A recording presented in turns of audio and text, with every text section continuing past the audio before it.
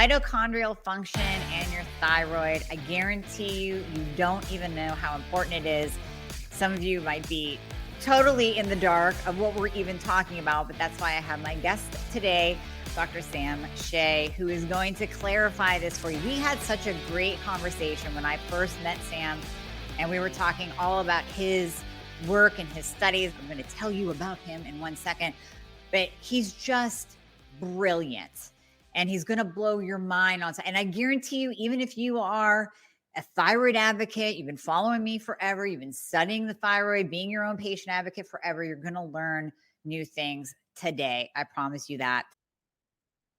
So this is going to be a game changer for you. And you can probably hear the excitement in my voice. The latest introduction, the latest member of the family to the Fixer line is Metabolism Fixer. And this, oh my God, I formulated this just for all my people out there that need to lose weight, that need help in the weight loss department, that can't lose weight no matter what they do, that feel like they have a slow metabolism, and that might be thinking of trying all those peptides out there, you know, the Beverly Hills soccer mom drug of choice for weight loss peptides. Or even if you're on them already and you're like, man, these are really expensive and I'm still not losing weight, add in Metabolism Fixer. Here's what I did. I took the power of T2, which increases your basal metabolic rate while you are sitting there watching Netflix. You're burning fat while you're watching Netflix.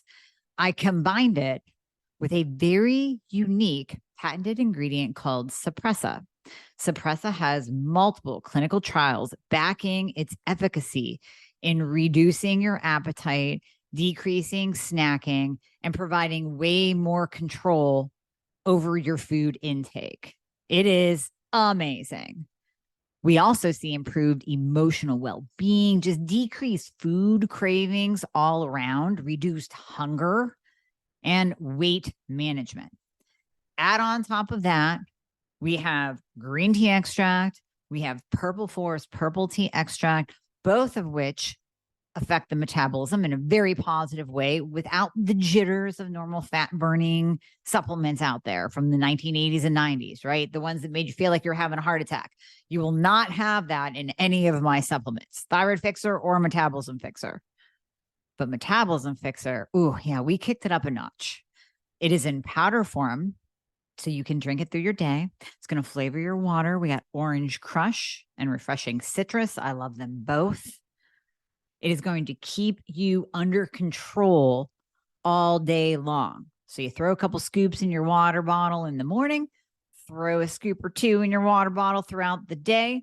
You will have fat burning and appetite control the entire day for what? An eighth of a price of the peptides?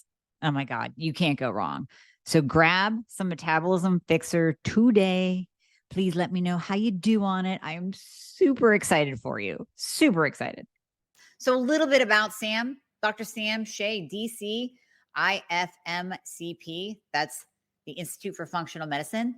Love it. We love functional medicine on here because functional medicine doctors get to the root cause of a person's issue, and we don't band-aid you with a bunch of medications. He's also known as the lab guy. He helps busy, health-conscious moms and entrepreneurs attain and sustain high performance so that they can create more freedom for themselves and others.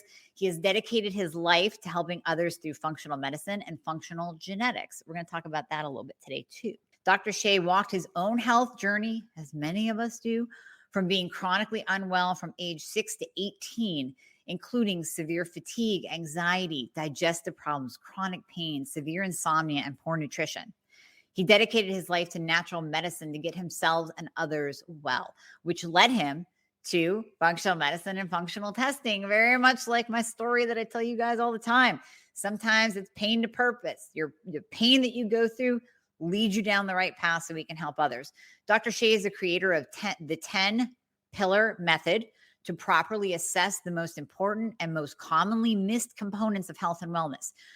Too many well-meaning people chase the latest hack or trick or supplement or gadget, yet never fully grasps the 38,000-foot view using the lens of the 10 pillars of health. Then, to learn more about Dr. Shay, we're going to put all the links in the show notes. But Welcome, Dr. Sam. Thank you so much for joining us. Thank you, Dr. Horniman.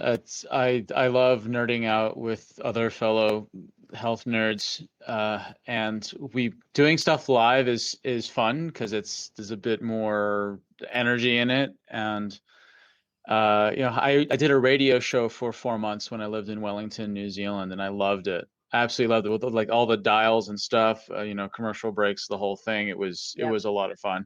I love it too. I love talking to people. I love teaching. I love giving the information, and people love it too. So they just, I find that a thyroid patient or an unwell patient Hmm. seeking optimal health, they just absorb. They're like a sponge. They're like, give me more.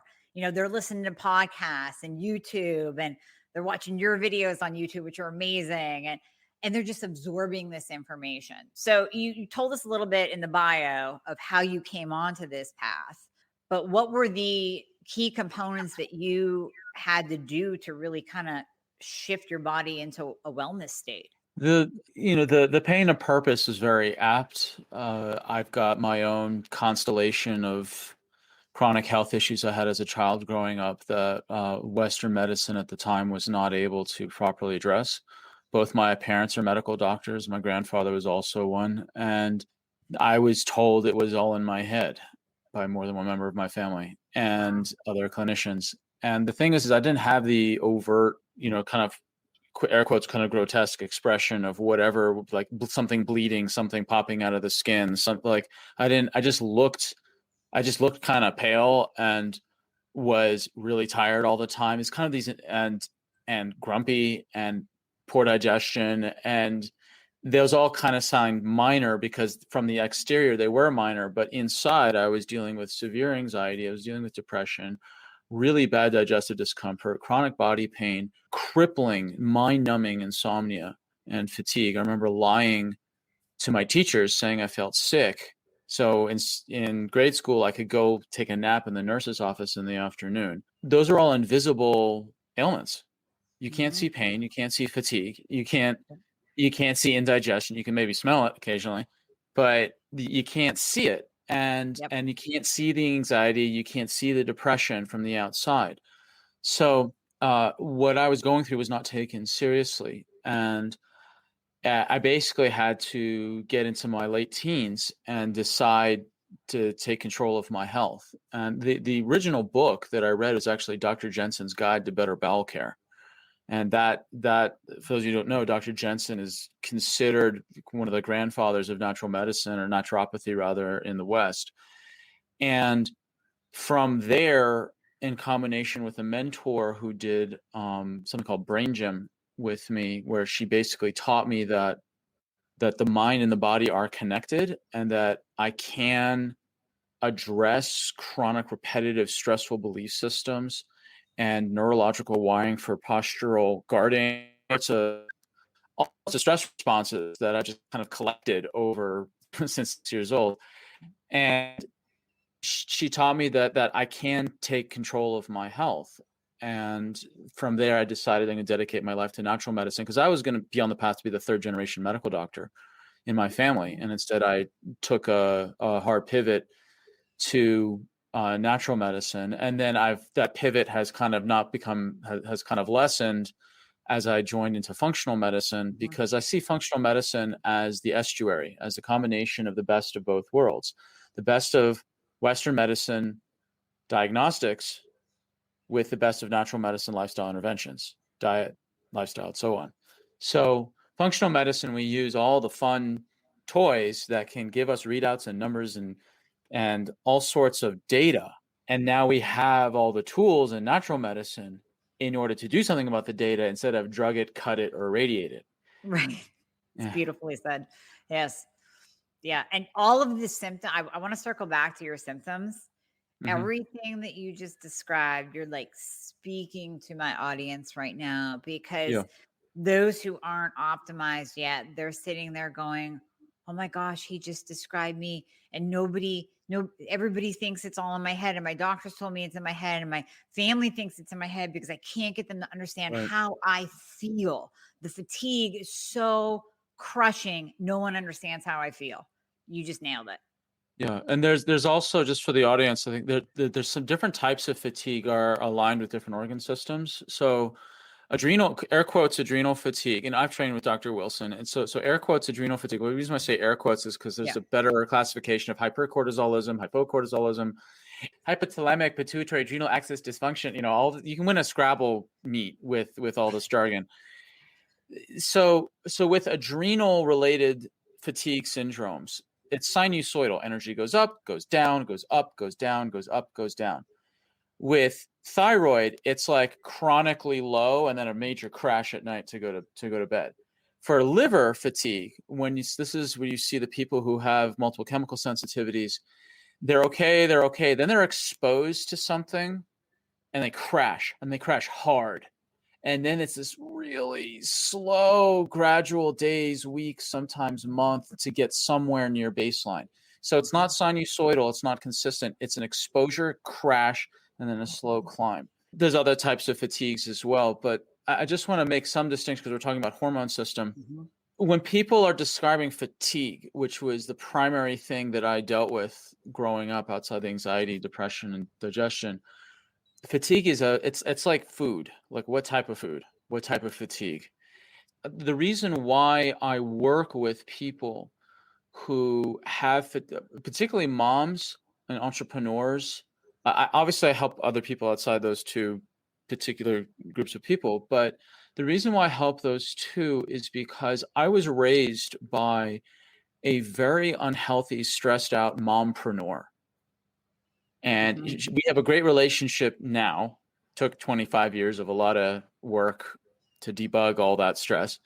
But mom and I have a fantastic relationship right now. I mean, really. And she admits that she didn't make the best decisions on my behalf growing up because she was in so much pain. She's popping painkillers all the time. Yep. She was so exhausted from having to manage 4 kids as a single mom. My father did pay child support, but he was effectively absentee. And she was just overwhelmed, and she wanted to restart her life and all this. And she was in so much pain, and she was so exhausted, and she was rushing around, and she was an entrepreneur.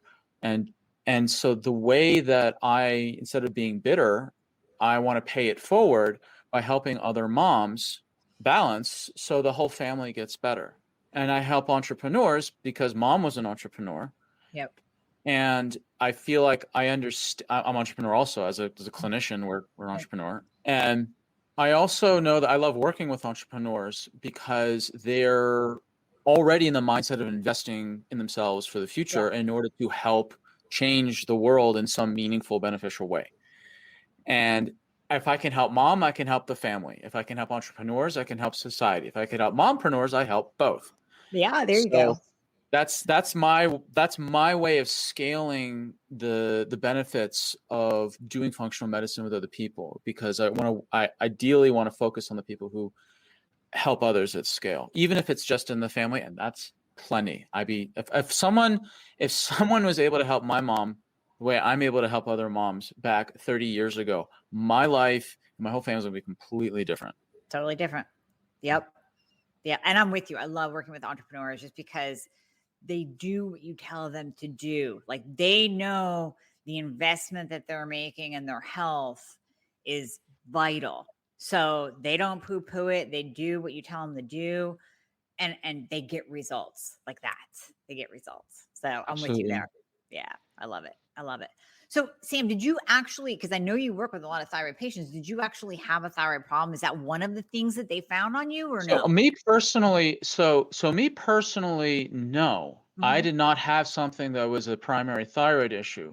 What I had were the adjacent, so I know it may sound odd that I'm going to be talking about thyroid, but I didn't personally have it. Well, in functional medicine, you get exposed to like all the things. Yeah. And so all connected. But what I did have was almost everything else related that could cause the thyroid to go off. So one of the unique contributions I've made to the thyroid field is that I've looked at the 6 dyads, 5-6 dyads that are associated with the thyroid. Because a lot of people, here's a typical scenario. Middle-aged mom, feeling tired, overwhelmed, putting on weight, not being able to reduce it.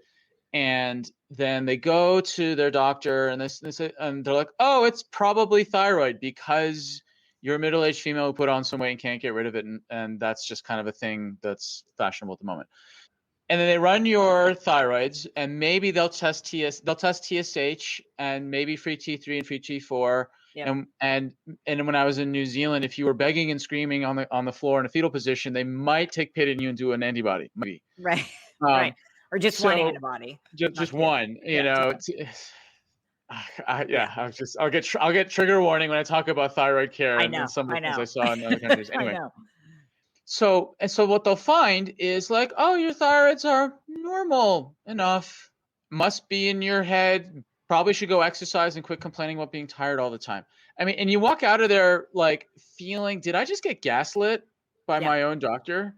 Medically gaslit? Like, is that just what Yep. happened now? Yep. And so what I want to share are the 5, 6 other reasons why your thyroid may be normal or low normal, but you feel like you have full-on thyroid issues. And this is according to labs. So what happens is that the thyroid can be a primary cause of fatigue, or it could be secondary. And I want to talk about the secondary issues, that it's downstream. It's an effect, not a cause. And again, asterisk disclaimer, obviously can be primary, you know, Hashimoto's, like obviously can. But I'm talking about just the scenarios where it's secondary, and the labs that people can look at in order to understand what are the other reasons why you're so tired. It appears to be thyroid, but may not be. So the first one is adrenal. That's kind of one of my more direct connections to thyroid. So the adrenals, if they're overproducing, cortisol can directly shut down thyroid function. It can just shut down. Like there's all sorts of graphs and fun infographics, so you can find out where it is. You know, the different hormones intersect and the different cascades. But in simple terms, if you're driving on adrenals, you're driving on stress, like an entrepreneur, and you're up later and you're dealing with all these other things that people aren't dealing with, et cetera, then your thyroid shuts down. Why does it shut down? I look to evolution as to understand why things are the way they are. That when the thyroid isn't shutting down because it's stupid, it's shutting down because as a hunter-gatherer, we experienced acute stress under specific circumstances, like something with large teeth was chasing us down, and we didn't want to become its lunch. So the adrenals is there to keep us alive in short-term survival. And what's a higher priority? Prioritizing all the body's physiology to run as fast as you possibly can in order to avoid being lunch, or to make sure your thyroid is operating optimally, because the thyroid's in charge of repair, regeneration, long-term health, healing, growth, and helping your normal digestion of your lunch. So what's more important, not being digested as lunch or digesting your lunch? First pretty one. binary. So First one. Yeah.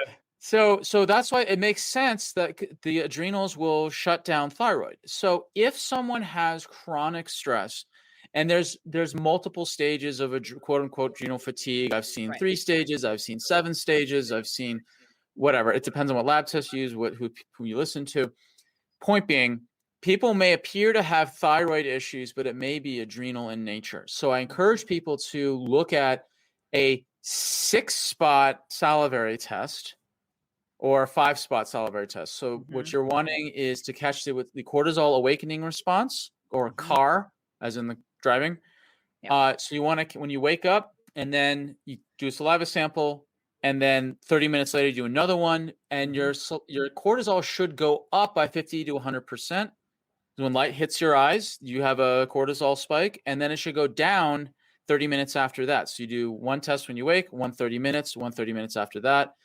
And that is a micro stress test to see how well you handle resilience. It is a brilliant little elegant test to see, can you hang with the stress of the world? And people who can't handle stress, their cortisol awakens, it's either blunted or it goes down.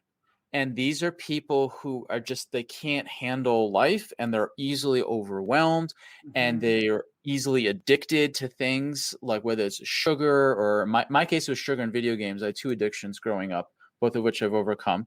Yeah. And I have a whole separate discussion we can have on addiction. Lucky us. Uh, so if the adrenal test has now gotten more specific, that you can figure out, are you resilient to stress? And if not, there's things you can do to help you increase your resilience to stress if you're really low. The reverse is that if people anticipate stress too high, their waking cortisol and their car response can shoot up. The Super highest I high. ever saw was 800%. Oh my 800. god. I know. The lab She's a was like, Fortune 500 entrepreneur or what? no, it was a teenage girl who Ah, was in so much. It's very tragic. But the good news is she's massively better. Not from it was a very team sport. She had juvenile rheumatoid arthritis. She had a lot of autoimmune, like it was a mhm. lot of clinicians. I was basically the quarterback Yeah. and had to like bring in the other people who can run fancier toys and know specific niche things than I do in specific areas. But this poor girl was in so much pain. She could barely go to school, and when she'd wake up completely stressed out about how much pain she was going to anticipate to have, or if she was going to function. Mhm. 800%. So anticipatory stress, anticipatory, all that. So there's things you can do to deal with that. Now, which one you are, obviously you can kind of tell based on how you're feeling in the morning, but the testing really helps. Is it overshooting or undershooting? Then the Mhm. rest of the tests are taken over the rest of the day to see how Right. good is your cortisol curve. That curve. Now, Mhm. that's the adrenal thyroid connection. I have a question though, because I want to Sure. clarify for the listeners. Yeah. So when we're talking about adrenals, it could be affecting cortisol can be affecting your thyroid if it's low or if it's too high. Like the example you gave of the teenage girl, she was pumping out too much. Now, did you Right. do what did her curve look like? Was she riding high cortisol all day? She was high all day, but the Yeah. curve was, from what I recall, was normal. But that first thing spiked so insanely high. Like Mhm. this is like, if you saw that in a middle-aged man, you're like, this guy's gonna have a heart attack very soon. Like that Yeah. much, not because of necessarily the cortisol so high, though that much cortisol will cause damage if it's done for years and years and years, and every time it's Mhm. spiking like that. But just the amount of stress you must be Adrenaline. under to Yeah. have an 800% thing, like that's what's going to kill someone over. Yeah. Just all pumping out adrenaline because cortisol and adrenaline go hand in hand. So you're just like adrenalize all the time. Yeah, of course you're going to drop over dead. Yeah. And by the way, Yeah. that adrenaline piece, that's what wakes people up at like 3 a.m. in the morning. So what happens is that when people are asleep, your cortisol, related to cortisol, you're not Mhm. eating, so your body uses up the glycogen stores that it has, and then the brain tells the adrenals to secrete cortisol, and in order to tell the liver to release more fuel to keep the brain alive. And if the liver is infected, inflamed, damaged, stressed, or toxic, or otherwise overwhelmed, it can't release the fuel. The brain doesn't talk to the liver directly. It talks to the adrenal. Like the brain's the mob boss, the adrenals the enforcer, the liver is the honest businessman who's being told to pay up. So these I love that. I love that. I do stand up. I do So stand up good. comedy as a hobby, and I'm working That's on a right. whole bit. I'm working on a whole bit on gluten. How the Pope. This is true. The Pope banned gluten-free wafers for communion in July 2017. This is true. This is Okay. 100% true. Okay. So I've written a whole bit on how did the Pope come to this conclusion? Was it scripture? Was it divine inspiration? No, I think he was in the pocket of big gluten. Ah, yes. Because think about it. In Italy, there are three absolutes: the Vatican, the mafia, and pasta. I think he was called to a meeting of the five families of the gluten cartel. Yep. The Illuminati is in the Yeah. deal. It's all, yeah. Well, it's basically just the guy at the end of the table looking like a combination of Marlon Brando and the Pillsbury Doughboy. You know, So, it's yeah. just, That's right. it's a mob. It's a whole mob. I just pulled. I had a lot of fun writing it. Anyway, I'll send you a clip when I finally do the big the Listen, you got performance. to combine science and fun. You Absolutely. just do. Otherwise, it's just boring and you lose Right. people. So, yeah. So what happens is that when the brain freaks out and it's like, hey, I need my sugar, and then it yells at the adrenal louder and louder to try to force the liver to pay up. At some point, there's a tipping point where it's not just cortisol released, but adrenaline's released. And that's what wakes you up. And that's what happened to me for 12 years, waking up at 3 a.m. on the dot for 12 years from age 6 to 18. Oh my God, that's so rough. And then get up and try to go to school and use your brain. And yeah. Yeah, and deal with the emotional and physical abuse at school and all this other crap. It's just it was a very non-fun period of my life. But what it did give me was a lot of compassion for those that are also silently suffering, and the ability to hold someone in their pain, and the ability to understand how multifaceted a complex health issue like fatigue is. Fatigue's actually quite complex. I want to expand on just to be that person that tells them it's not in your head. This is what, like, we see it on paper. It's in black and white. I have that with my patients too. Sometimes it's in front of me. I'm like, this is in black and white. Like, I'm so sorry that you suffer for 10 years. It's clear to me, obviously, to Western medicine and the 10 docs you saw beforehand, it wasn't clear, but it is freaking black and white right in front of me right now. So it's not in your head at all. Yeah, the labs. So I've had multiple people in my practice just cry just from seeing labs, not out of relief that there was something there, that there's a there. Exactly. I mean, I did it. When I ran my own genetics, I cried for a solid hour. Like, I just bawled because I was like, fine. I felt like, oh my God, I've got, to date, when I run my genetics labs, I still have the worst genetics in terms of health compared to anyone I've ever run them on today. Lucky me, I win. So, but the good news is, after I got over myself, I felt like, I've been cursed with, but then I was like, oh wait, I have a battle plan now. I now know what to do. And then within a couple months of doing the proper things, all my joint pain went away that had been plaguing me for years, because I had this super exuberant pro-inflammatory response from the whole cascade of pro-inflammatory genes that are all just lined up one after the other, all just accentuating each other. And I just didn't know that that was a thing until I saw my genetics. So too with functional labs. There's a there. So that the adrenals and thyroid is one.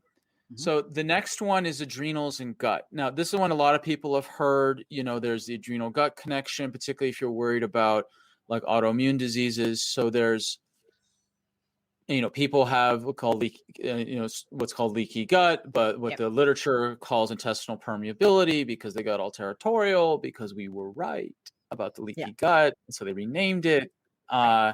Just like the term adrenal fatigue has been blacklisted in literature. You can put into PubMed adrenal fatigue and find maybe 10 articles, all of them written in Europe. But you put in hypothalamic HPA axis dysfunction, there's like thousands. They just rename a thing because they don't want to legitimize some of the stuff we're talking about. So with gut, you've got autoimmune, the connection to autoimmune and thyroid. So what that means is that the body has the gut. The gut is a very complicated tube. It's with a complicated filter on the inside. The filter on the inside of this long tube is to extract out water, nutrients, minerals, and calories, proteins and fats, and so on, in, and keep feces, toxins, bad bacteria, and their metabolites and their excretia from coming in. It's a complex filter. And if there's holes in the filter or breaks in the filter, then all the bad stuff can actually leak in. And when it leaks in right into the bloodstream, the immune system says, oh, you're not supposed to be there. So they release what are called shape-seeking missiles, not heat-seeking, shape-seeking missiles called antibodies. Everyone knows what an antibody is nowadays because we're still finishing up this modern version of the plague. Yeah. So don't say it. Don't say it. I'm not going to say it. So what happens is that the antibodies know what to attack based on the shape of the molecule that they're trained on.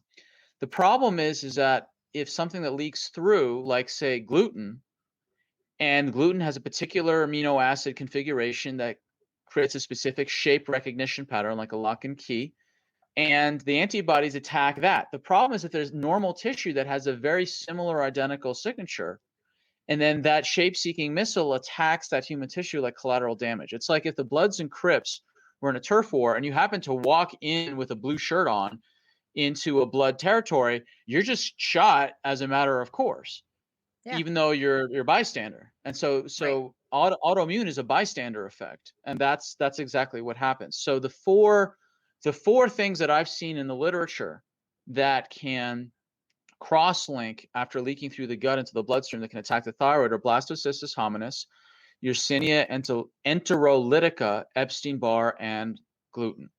Mhm. So those are the four things that I'm aware of that has some literature to back it up. And what we do is that we look at one, running the gut test to see, do you have antibodies to gluten? Do you have Epstein-Barr? Do you have Yersinia? Do you have blastocystis? Yep. And then you remove exposure of the gluten, and then you can do protocols to try to remove the infections. But then you also heal, seal, and soothe the gut so the thing isn't leaky in the first place. Right. And Right. then you can watch, and then fortunately with numbers, you can watch thyroid antibodies go down, and you do pre and post. You can just you can say, is it working or not? There's subjective experience. Are people's symptoms going down, and also are the numbers going down? So Yep. that's the gut thyroid. That's the second dyad. So Do you with want to jump that, into I just want to comment too, real quick, with gluten. So we know about gluten. Most of us do. Even listeners, they're a little bit more astute in all things thyroid, and they know if they have Hashimoto's, they have to avoid gluten because that's literally gonna kick up the antibodies to go attack their thyroid. Right. But I can't tell you, and Sam, you can tell me if you have this in your practice, but I can't tell you how many people say, but it's really hard going gluten-free. I'm like, are you kidding me? Hard. Hello, this is 2021, not 2001. 2001, if I told you to go gluten-free, I would be sentencing you to mushy punishment. Mm-hmm. That's what I would be sentencing to you. You know, gluten-free it's arrived. It is a fully legit industry right now, and there have never before ever been more. Restaurants have like an entire hieroglyphic system now to see, like, is it gluten-free? Is it vegan? Is it local? Is it paleo? Was it picked by left-handed monks on the last harvest moon? You know, whatever your thing is, like, it is to be told that it's so hard to go gluten-free. I'm going to be charitable and say that you've been whatever your first experience of gluten-free was terrible, and you just have an emotional response to that, which is understandable because taste and smell are very strongly connected to the limbic system. The other is that no one's actually just walked you through how easy it is to substitute. Yeah. And I agree. this is not 2001. Right. Oh my God, this is so not 2001. I know. I just had to say No, that because I heard that like today. So I had to bring it up. Yeah. So there's lots. So as you can imagine, I have a whole giant list of gluten-free jokes. I will You spare can you them. throw out Right? one. I'm not going to hold you back if you want to throw out You're one not, right you're not now. going to hold me back. So No. if the Vatican believes, you know, the Pope made this declaration, you know, that the masses could handle the horrors of the Crusades, the Inquisition, but dry, tasteless, flavorless wafers, we're going to lose people. You know, burning witches, shifty priests, but sitting every Sunday amongst the faithful yet flatulent? Oh, hell no. Yeah. No. Hell no. Yeah. Oh my gosh. Yeah. Okay.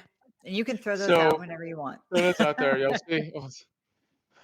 We'll see. We'll see if this. We'll see if your YouTube video gets demonetized for bad gluten jokes. I don't know. We'll see. I'll let you know. I'll charge you. We'll see. Okay. One Yeah. can only All right. hope. Yeah. Then we really know there is a big gluten out there. Oh yeah. No, Yeah. there Well, definitely is. I know Google and gluten both start with the G, and they both have 6 letters. Just Oh. saying. Just saying. Just Okay. I saying. know. Gotta think I know. about that. You'll see me Okay. pretty soon. You'll see me with a cork board with pictures and pins and like things of yarn connecting gluten and Google.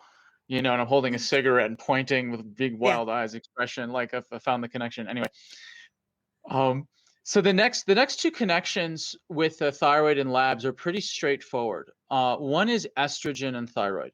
So if you have a lot of estrogen, if you have estrogen dominance, it shuts down the thyroid. That's why more women get thyroid problems than men. Men do get thyroid problems, that is for sure, but it's just not as frequent. Right. And so one of the things we do is I do what's called a Dutch test. And a Dutch test is very popular amongst functional medicine docs. Mhm. That they have I run something called the Dutch Plus, Plus, which yep. has the adrenals and the estrogens, as seven estrogens, as well as progesterone metabolites, testosterone metabolites, DHEA, their metabolites, melatonin, cortisone. Like it's got a lot of things. If you do like a major thyroid panel plus the Dutch Plus, you've got pretty much all the major thyroid hormone systems covered. Mhm. And estrogen, it's not just simply like going, look, the difference between functional medicine and kind of getting in just a normal blood draw of, estradiol is that there's different pathways because of the different types of estrogens. So you can really specifically target, is this an aromatase issue? Is this a CYP issue? Is this a methylation issue? Is this, because there's different ways to handle different estrogen imbalances. Mhm. And that's the benefit of having a more complex functional medicine test, because we can look at the whole picture. And then in conjunction with it, you get the adrenals along with it. It's great. You get to see the whole thing. Plus, you can look at melatonin levels as well, because if someone's not sleeping, of course their thyroid's going to be compromised. Of course it is. So the other one is iron. So iron Mhm. is, if you've got low iron, your thyroid won't function. And so some Right. people, that's why, oh, you're tired, you must need iron.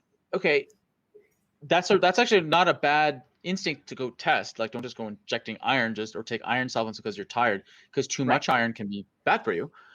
Mhm. But iron I call, the fourth dyad, because it's so significant to the function of the thyroid. And then the fifth dyad is the one most people don't really know about. And this is the one I've really specialized in. This is the one that I believe is the most missed, and I feel like is the biggest missing piece. And it's the Mhm. mitochondria. Mitochondria are the power factories of the cell. Now, Mhm. they generate the electricity to run the cell. Now, it's like, oh, electricity in the cell, that's cool. No, let me really make sure that people understand how significant this is. Yep. If every city has a power grid, and if the power went out in a city, you have 3 days to function off batteries and candles before it goes full Mad Max. Okay? Your cells are Mhm. the same way. It can operate short term without its electricity system running on batteries, the equivalent of batteries and flashlights. That's what cortisol does. That's you burn sugar in the to be a bit nerdy, you burn sugar in the cytoplasm, generating lactic acid and lots of energy, but you burn through all your reserves very quickly, and you generate lots of smoke called lactic acid. That's why your muscles burn when you work out, because you're creating all this lactic acid. Or it can burn very efficiently in the electricity factory called the mitochondria. The mitochondria is that electricity factory. It's very fragile. It's very impressive. It's very complex. So what does an electricity factory need? It needs walls. So those are specialized fatty acids.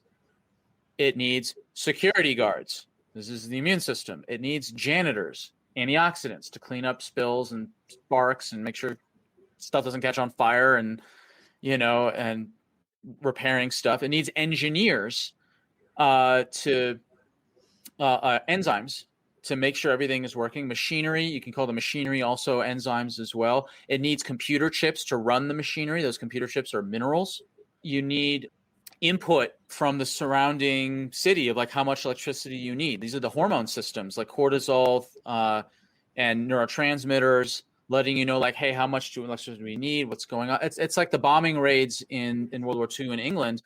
They cut the power in order to stop the target because there was an emergency. So they cut the power to deal because there's overhead bombing going on. The electricity factory needs feedback from the city that it's supplying electricity, as well as from the nation state that the city is within, the body telling the cells what's going on globally, and then the mitochondria within the cells themselves.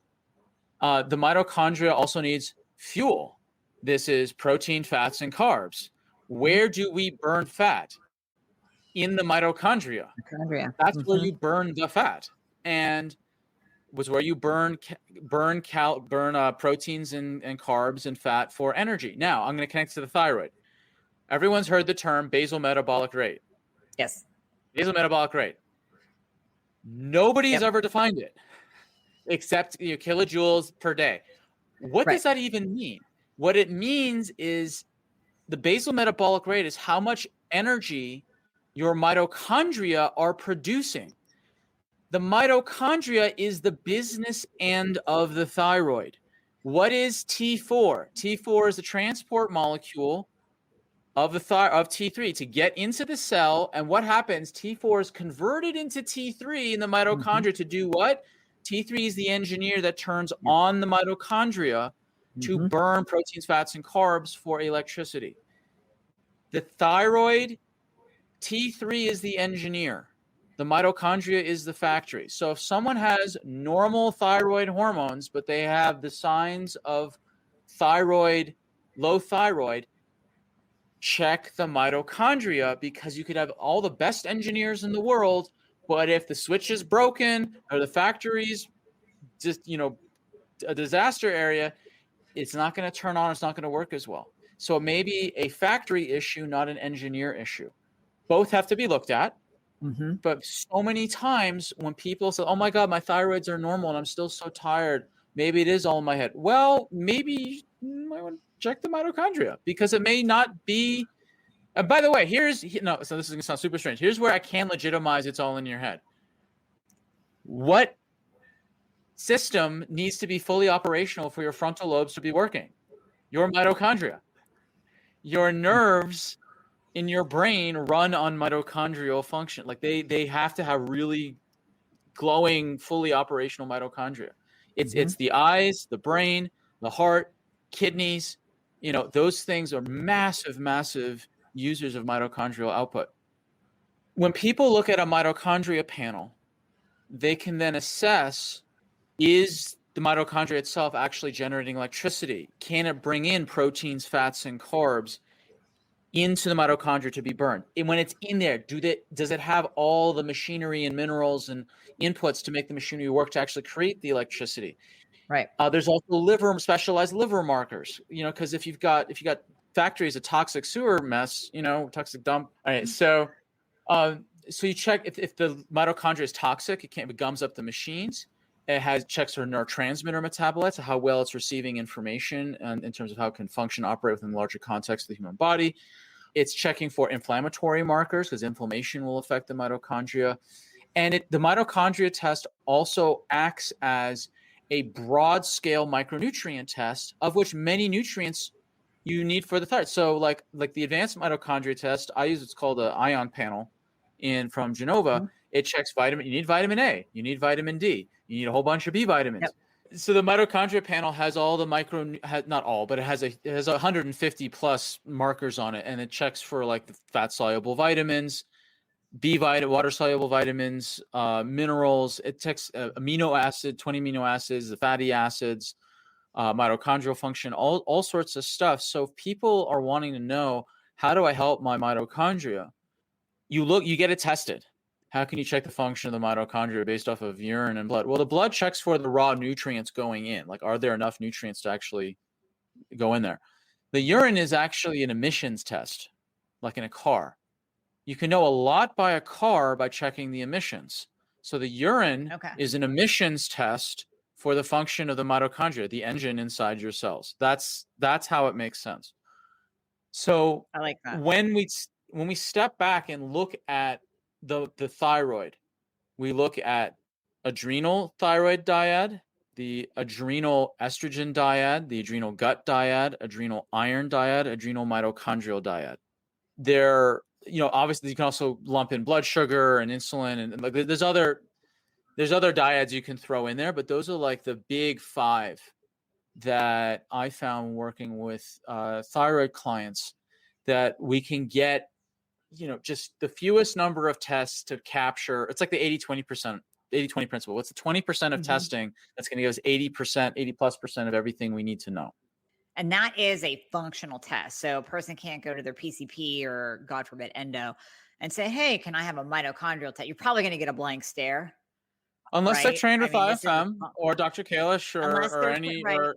or other people. Like there's more and more medical doctors that are joining our ranks, but it's still, we're still an emerging field.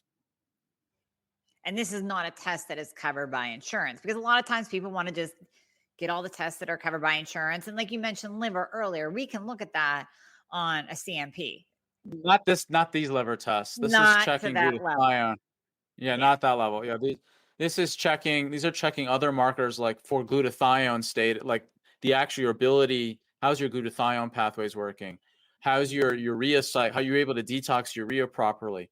Are you being exposed to toxic chemicals? So the person who invented the test, Dr. Richard Lord, he has a test for xylene exposure. And it's not that like he thinks everyone's exposed to xylene and that's everyone's got to get rid of xylene. He says no, because when you find xylene, you find all the other toxins also, almost always. Yeah. So xylene's a canary in the coal mine. So if you're being exposed to xylene and it shows up on your test, you've been exposed to all the other stuff in some meaningful way as well, most likely. So Anthony it's J because talks about that in Estrogeneration. So he talks about that too. And that yeah, can yeah. be tied back to what you said earlier about how more women, the estrogen dominance, we know that there's xenoestrogens with xylene present. You're going to have a crap ton of xenoestrogens in your body pushing up estrogen. That's why we see guys with hypothyroidism and low test high estrogen. Yeah, so One of actually, when I lectured, I lectured at a genetics conference actually on man boobs.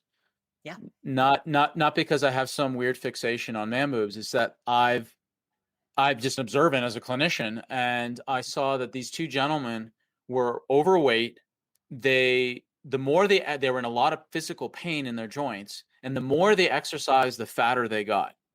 And you want to talk about demoralizing? Let's talk about getting Yeah. fatter the more you exercise. And they also had Yeah. man boobs. So I was looking at them. I was like, huh, they're in pain. The more they exercise, the fatter they get. They have man boobs. Mhm. I wonder if they're genetically predisposed to be hyper-inflammatory and they've got problems with their estrogen detox.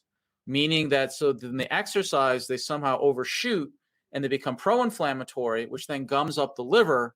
So the liver has to make this choice between detoxing inflammation, which is acute and dangerous, or detoxing estrogen, which is a problem, but not acute and dangerous.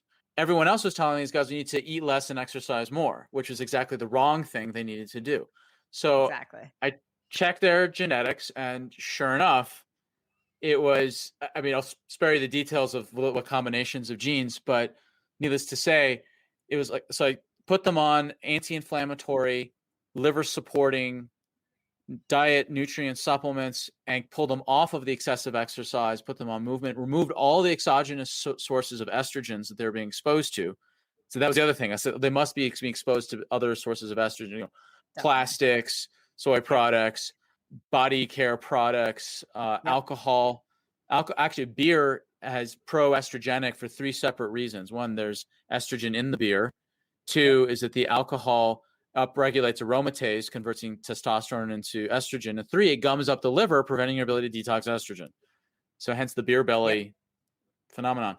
So one guy lost over 40 pounds. Yeah. One guy lost over 40 pounds in 1 month. Okay. The other guy lost 2 pounds a week for 14 weeks straight. So, and he lost it off the chest, off the belly, etc. And it was not based off of him exercising more and eating less. It was following the testing, changing lifestyle, changing diet, adding in some supporting nutrients, and working with the body instead of against it. Right. And those changes aren't that hard. It's not like, I don't know. I have people call me and say, do I have to do the AIP diet? No, I don't know. If you're an inflator, yeah, maybe. But no, you don't have to kill yourself to get those results that you're talking about. You just have to test, not guess. Simple. So there's a female equivalent to the man boobs thing with the men. So exact same genetics kind of patterns. The difference is that the women don't develop more breast tissue. It's their cycles get messed up. So this happened to a client of mine who she got a new trainer without telling me that was of this hyper enthusiastic CrossFit. And this guy over exercised her something stupid. She called me up in a panic and says, oh my God, I'm losing all my muscle tone. I'm getting fatter and my cycles are totally wacky. And I've had perfect cycles my whole life. So I analyzed her genetics. Same thing, hyper pro-inflammatory, estrogen, the genes in the liver for detoxing estrogen were compromised as well. Changed the things, and then her muscle tone came back, the water weight came down, and her cycles normalized. Now, So it wasn't a man boob issue, it was a cycle issue, because the same, estrogen got out of whack because the liver was overwhelmed with inflammation. One other piece to that, how do people know without doing necessarily like a quick and dirty test or express, like to check, am I a hyperinflamer? I call it the cupcake test or the muffin test. So if you have a little muffin and you eat it, and then that day you put on 1, 2, 3, maybe 4 pounds. Okay. Yeah. Unless that muffin was last year's re-gifted Christmas fruitcake, it didn't weigh 1, 2, 3, or 4 pounds, does it? Okay. So what happened is that when you eat the muffin, it is so pro-inflammatory from all the chemicals, the gluten, the conditioners, the preservatives, whatever, that your body then does what? It retains water in order to do what? Dilute down the inflammatory chemicals to do what? Buy the liver and kidneys time to filter all the toxic inflammatory chemicals out. That's why you can swell up rapidly and then lose weight rapidly, because your body is retaining water as a defense mechanism to buy your liver and kidneys time to filter out the toxic inflammatory chemicals. So if you have that rapid muffin response, you have a rapid muffin response, TM, RME, RMR, I guess, RMR. Quick, I'll trademark it before some other some other holistic minded person gets another 3-lettered acronym technique out there. So I hope that was helpful to kind of tie in kind of these other peripheral concerns that a lot of people in this demographic may have, like middle-aged moms, exhausted entrepreneurs, that they're viewing their body like, what is going on? Like, my body's just behaving in ways that are just not, I certainly don't like, and I get aesthetically and culturally punished for as well. And like, just going back to anthropology, of course your body should swell up with water to dilute out toxic inflammatory chemicals, no matter what the aesthetic cost you pay societally. Exactly. Of course you should, So it's one of the biggest things that ever helped me in my health journey was I stopped hating my body. All right. And when I remember with this severe insomnia, I remember waking up at 3 a.m. like I always did. I woke up in a silent rage at my body. I'd actually like talk to it, like yell at it. Like it was like, I'd say it like, what do you want from me? What do you want from me? Like I don't know what to do. I'm just like, it's like an abusive relationship. Like, it's not telling me what it wants, but it's punishing me, and I have to like figure it out. And then some days it's great. And then like I get gaslit and suddenly it goes off and I'm not given any feedback. I have to figure it out for myself. And meanwhile, I'm being punished the whole time. Like it was awful. And then when I learned about how the body works and like, oh, that's why I'm waking up at 3 a.m. because there's a liver or an adrenal issue and all that. And of course I'm supposed to wake up, because if my brain isn't fed fuel at night, and when a brain lacks fuel long enough or strong enough, that's called a stroke. That's called a stroke. Yeah. So my body's trying to keep me alive. And I didn't know that as a teenager growing up in a hyper allopathic household. So when I finally realized my body was on my side, it's a partnership, and like you have to learn how to be in relationship with this partnership, without anger and resentment and bitterness. I think there's like 3 other podcasts in here, because we got the genetics that we could focus on for sure. Yeah. We could focus on gluten in its own podcast. And then it's interesting that you brought up the being angry at your body, because another guest talked about that too. And we're more about mindset. And I think your mindset is a key component as well, because if you hate your body, if you believe that you're never going to get better, if you think it's too hard, if cutting out gluten is too hard, then it probably is going to be too hard for you. And your body actually won't respond. It's that whole, like, Joe Dispenza, The Secret. I mean, listen, you put it out there in the universe, it's slingshotting back. So if you constantly put yourself, I hate you, what are you doing? Why aren't you functioning right? It's going to be like, well, that's my state, because you always speak it. So I think I will ground into a whole nother realm. But yeah, well, what I'll do is I'll connect it back into thyroid and everything else. So just the way that I interpret, air quotes, The Secret, is that the going back to anthropology and my background in neurology, I was a functional neurologist before I focused on exclusively functional medicine, is that when we constantly reaffirm belief systems or affirm them outwardly with words or internally with visualizations, what we're doing is that we're grooving or reinforcing the nervous system for particular pattern recognitions. So like when my mom was pregnant, she said suddenly she noticed all the maternity ads, or like when you're looking for a Yeah. car, like suddenly you Yeah. notice all the car ads. So when you True. say like it goes out into the universe, I the way that I interpret that from a evolutionary standpoint is that the things out in the universe were there. I just now have a different set of eyes in which to perceive them. And that's how Yep. I can embrace that particular way of philosophy. And with the stress around the body, there's more to functional health and medicine than just lab tests. It's a critical part to it. The other is analysis. I have what's called the 10 pillars of health, and that's a whole separate podcast. I've got a free ebook that people can download. I got a free book on genetics also that people can download as well. But the 10 pillars, stress is the 8th pillar, bothers. So the first pillar is brain and hormones. We just talked about a whole bunch of them in the beginning. Second is bowel and digestion. We talked about that a bit as well. Third is body, genetics, pain. Bad dental work is also in there as well. There's the physical structure. Fourth is burst exercise or movement. People can under-exercise, over-exercise. We talked about over-exercising a little bit. People are genetically vulnerable to that. Fifth is biotoxins. We talked about liver. We talked about some heavy metals kind of glancingly. 6 pillars, bionutrients, nutrition, proper supplements, ideally based on testing, so you know what you actually need instead of guessing. 7 is breakfast and routines. I'm a big fan of having breakfast and good routines morning and evening. 8th is bothers and stressors of all types, whether it's your personal perception or dealing with anything in your life that's stressful. 9th pillar is bugs and hidden infections. We talked about a couple of those already, whether it's the Yersinia, the blastocystis, the Epstein-Barr. Mold is in that category as well. And then the 10th pillar is bedtime or sleep. And we talked about sleep. So brain, bowel, body, burst, biotoxins, bionutrients, breakfast, bothers, bugs, and bedtime. I like alliterations. They're fun. And so so those are the 10 pillars to which to analyze someone's lifestyle. So with a proper functional medicine practitioner, you will get both a complete lifestyle analysis and the complete lab analysis as well. And then a customized lifestyle plan and support to help you implement that plan for a period of time to help your body change and shift and help the tissues turn over, et cetera, et cetera. Beautiful. Well, you just answered my last question of what you do with people. So we'll put in the show notes how everyone can find you, and we'll put those links. I think you gave me the links to at least 1 or 2 of the books.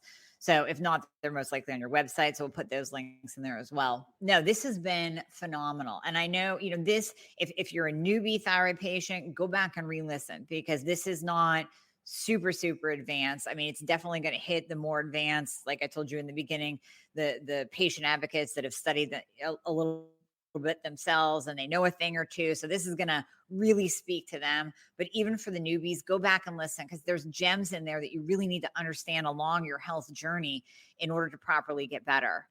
And I thank you so much for your time today, because this has been fantastic. Fantastic. Thank you so much, Dr. Amy. I again, like I said at the very beginning, I love nerding out. We'll have you back on.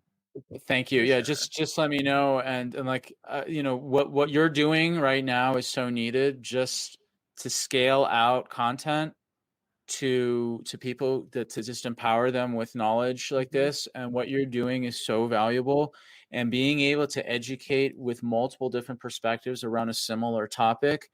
Yeah. That creates it can create not just hope, but it can create a movement.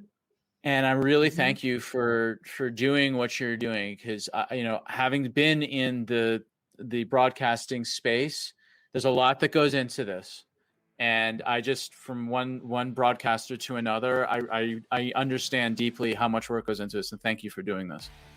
Well, I thank you for that compliment too, and thank you for everything that you're doing. I think just as all the functional medicine practitioners band together, I think we can eventually overtake the allopathic sick medicine world. So that's the goal. They can have the emergency care part. I'm no problem with that. 100%. 100%. Absolutely. We'll be in our little sandbox and we can play it. Yep, absolutely. Well, thank you, Dr. Sam. We will definitely have you back on. Thank you so much. See you later.